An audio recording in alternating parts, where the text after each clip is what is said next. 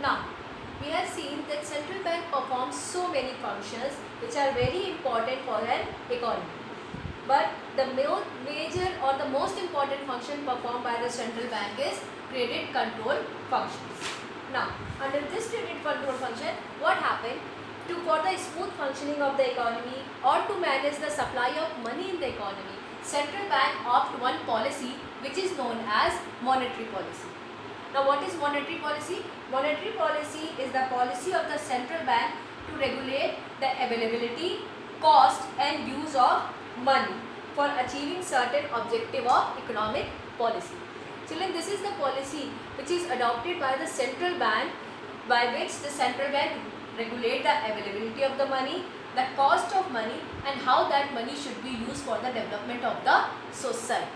This is the monetary policy of the central bank.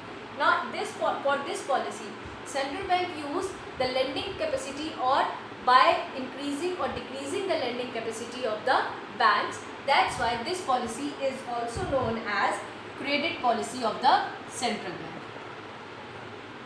The main objective of this monetary policy is to get the economic growth, to bring the stability in the price and to attain the full employment level.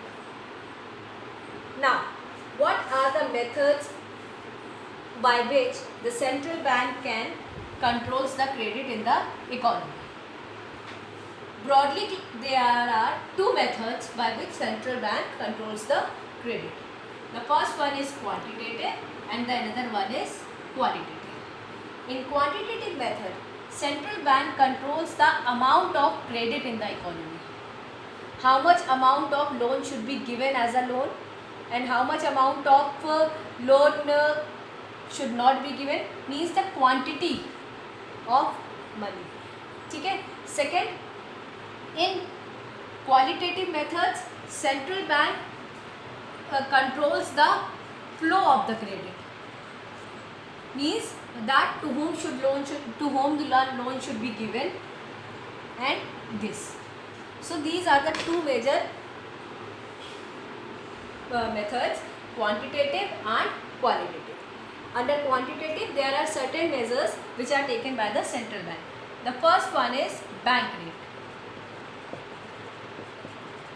Bank rate is the rate at which central bank gives loan to the commercial bank or rediscount the bill of exchanges or approve the first class bill of exchange of the government securities. Again I am repeating, bank rate is the rate at which the central bank gives loans and advances to the commercial banks.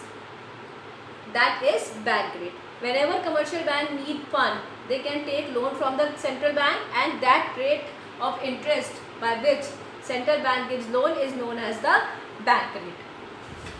Now, how central bank use this bank rate to controls the credit?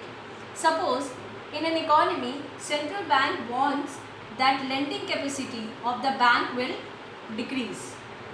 For that, central bank increase the bank rate. When central bank will increase the bank rate, commercial bank has to give more amount as an interest. Their interest will increase. They have to pay more amount and the amount which they have to give as a loan will become less, so that they will give less loan or less credit in the economy. Understood? Suppose central bank wants to control the credit, wants that commercial bank will give less loan, then central bank increase the rate. When the rate of interest increases, commercial bank has to pay more interest, more amount, and the amount which they have with them for as a loan will decrease. So in the economy, the credit also decreases. Just vice versa. Suppose central bank wants that bank will get more credit, then what they do? What central bank do? Central bank reduce the rate of interest or bank rate. Children, this how central bank is using bank rate for increasing and decreasing, this is called implication of bank rate. whenever this word implication comes, it means it is telling about or asking about the effect of that point or that feature on an economy. Suppose in the question comes, what is bank rate? You have to write not only the meaning but also the implication. In this whole credit control process, these implications are very important. Do not forget to write the implications in your answers. So first one is clear, bank rate, the rate at which central bank gives loan to the commercial bank. Now, bank rate is further classified into two more parts. There are two more things. One is repo rate and another is reverse repo rate. Repo rate is the rate of interest at which RBI gives short-term loan to the commercial banks, and reverse repo rate is the rate at which central bank takes loan from the commercial banks or borrow from the commercial bank. Just opposite. Repo rate is the rate at which central bank gives loan to the commercial bank, and reverse repo rate is rate at which commercial bank gives loan, or we can say central bank takes loan from the commercial bank. This function, so maybe you will have a question in your mind, why central bank take loan from the commercial. Basically what happens, children, this function is performed by the commercial bank only. Whenever commercial bank is having the excess of fund, they just give us as a loan, or if under this term reverse repo rate, to the central bank to keep it there and earn interest on that. Because when they give the surplus amount as a loan, they can earn some interest also. So at that time, commercial bank use this reverse repo rate policy. Clear this bank rate? Now come to the next one, that is open market operation. Under open market operation, central banks sell and purchase the government and other approved securities in the capital market. Central banks sell and purchase the securities in the capital market. Now, sale and purchase of securities increase the cash reserve with the commercial bank and also enhance the power of credit creation in the commercial bank. Now, what happened? I have already taught you in class 11 business cycle, in which I have taught you that there is a fluctuations, boom period, recession period and depression period. When there is a boom period in the economy, it means at that time demand is very high, people are earning very good profit. So at that time, when there is a boom period, the prices are also very high. There is an inflation, we can say. Now central bank wants to control this boom period. So in that case, what central bank do? Central bank will purchase the securities or sell the securities. Central bank, in that case, central bank will sell the securities. When central bank sell the securities, what happens? The commercial bank will purchase it, or the people will purchase it. When they purchase it, their purchasing power decreases. When their purchasing power decreases, their demand decreases. And what happens? In that case, supplies become more than demand. When supply is more than demand, then producer has to decrease the price, and this problem of inflation will sort out, and this boom period will wipe out. Clear? So at the time of the boom period, when the economy is facing a inflationary pressure, the central bank want that commercial bank should give less loan. So at that time, central bank sells the security, and you can, not in terms of people, if I told you in terms of commercial bank, then central bank sells the securities to the commercial bank, then the commercial banks, the cash which they are having reserved, it will decrease because they purchase the security, and because of that their lending capacity or their credit giving capacity will also decrease. Clear? So at the time of boom period, the central bank sells the security. Now, next, just opposite. If there is a recession period, or we can say depression period, or suppose central bank wants that credit given capacity of the commercial bank increase, at that time central bank purchase the securities. When central bank purchase the securities from the commercial bank, it make payment, central bank will pay. When central bank will pay, commercial bank's reserve will increase and their lending capacity or credit giving capacity will also increase. Clear? So in open market operation, central bank sell and purchase the government securities, and when central bank want to decrease the credit, central bank sell the security. When central bank want to increase the credit, central bank purchases the security. These 2 points are clear. Open market operation and bank rate. Now the third measure is cash reserve. Cash reserve means the cash which every commercial bank has to keep as a reserve with it. We have already studied in credit creation process that cash reserve plays a very important role. As much as reserve bank, commercial bankers are having with them, as much as credit they can get. Now, under cash reserve, there are 2 types of reserve will come. The first one is cash reserve ratio, which is also known as CRR, and another one is statutory liquidity ratio,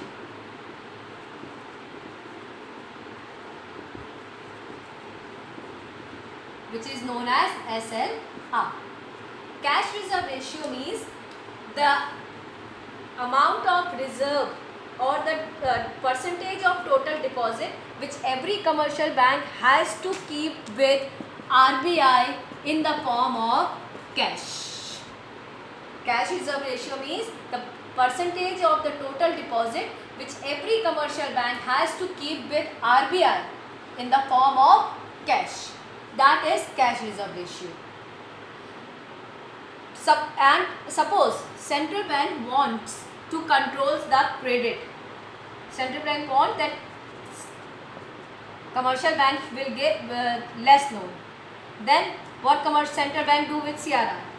Central bank increase the CRR. So commercial bank has to increase the reserve with RBI, and the amount which what they are having, which they give as a loan, will decrease and they will give less credit. So central bank increase the CRR to controls the credit. Next is statutory liquidity ratio. This is the percentage of the total deposit which every commercial bank has to keep with itself in the form of cash, gold and securities. This is the ratio which every commercial bank has to keep with itself in the form of cash, gold and securities. Again, if central bank wants to control the credit in the economy, central bank increase the SLR, statutory liquidity ratio. Clear? The rate of CRR is decided by the central bank, and it is between 1 to 10%, and the rate of SLR is more than 20%. And central bank, as the requirement, as there is a need in the economy, as there is requirement in the economy, central bank can keeps on changing this CRR and SLR rate easily. Now, all these quantitative functions are clear: bank rate, open market operation, cash reserve ratio and statutory liquidity ratio. These all are very important for you class 12 this year for your board examination. And whenever this question comes, like what are the, discuss some quantitative measures adopted by the central bank to control the credit in the economy, or what are the methods adopted by the central bank to control the credit in the economy, anyways the question will come, you have to write not only the meaning of them but also their implication. That to control credit, what central bank will do, or to increase the credit, what central bank will do. Otherwise, if you are not writing the implication, your marks will be deducted, and your answer will be considered as a incomplete answer. So children, whenever you are writing this question, please write the implication is must. Writing implication is very much important. Now,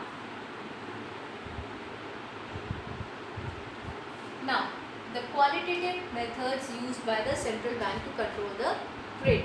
Qualitative method means by which the central bank controls the flow of credit, or we can say the availability of credit, not the amount of credit.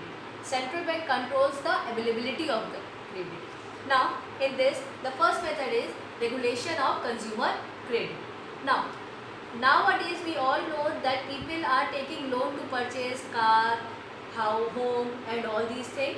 For this, when they are going to take loan, they have to give certain amount as a down payment, and the leftover amount they will get as a loan, which they repay in further installments, which we call EMIs also. For example, suppose a person want loan of rupees 5 lakh and he has to give rupees 1 lakh as a down payment. The leftover 4 lakh rupees bank will give him as a loan. Now, central bank wants to control the credit in the society. Means central bank want that less people will take loan. Now, what central bank do with this down payment?